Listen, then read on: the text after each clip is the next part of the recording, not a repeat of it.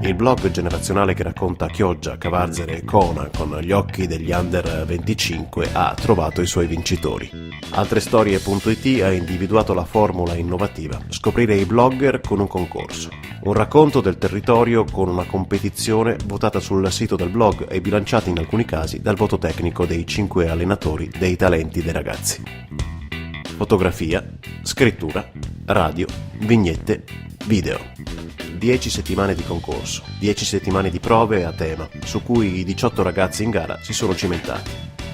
Ed eccoli, i vincitori, a Palazzo Grassi a Chioggia, nell'evento condotto dalla brava e bella Francesca Mezzalana. La cavarzerana Chiara Bello vince come migliore voce radiofonica col format Parlo con me. Giulia Boscolo vince come miglior vignettista. Enrico Veronese vince come miglior fotografo. Elena Spagno vince come miglior blogger. Marco Longhini, altro concorrente di Cavarzere, vince come miglior videomaker. Il progetto Altre Storie è nato all'interno della Fondazione Clodiense col sostegno della Banca di Credito Cooperativo di Piove di Sacco.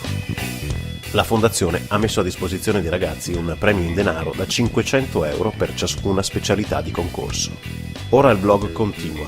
I vincitori dell'assegno avranno una loro pagina nel blog stesso per continuare a raccontare il territorio con la freschezza e l'originalità che hanno contraddistinto le 10 settimane di gara. Ma non solo, Altre Storie è stata l'occasione per tirar fuori dal cilindro idee belle come la pericinema, il cinema sul lettino da spiaggia, voluto e realizzato dai ragazzi assieme alla Fondazione Clodiense al termine della scorsa estate e che sarà replicato per l'estate 2015 e poi verrà affiancato anche da una piccola rassegna pubblica all'aperto dei video di Altre Storie voluta dall'assessore alla cultura del comune di Chioggia Alessandra Lionello. La Fondazione Clodiense ha messo già in cantiere la seconda edizione del concorso Altrestorie.it, che prenderà l'avvio, con i nuovi casting, i primi di aprile.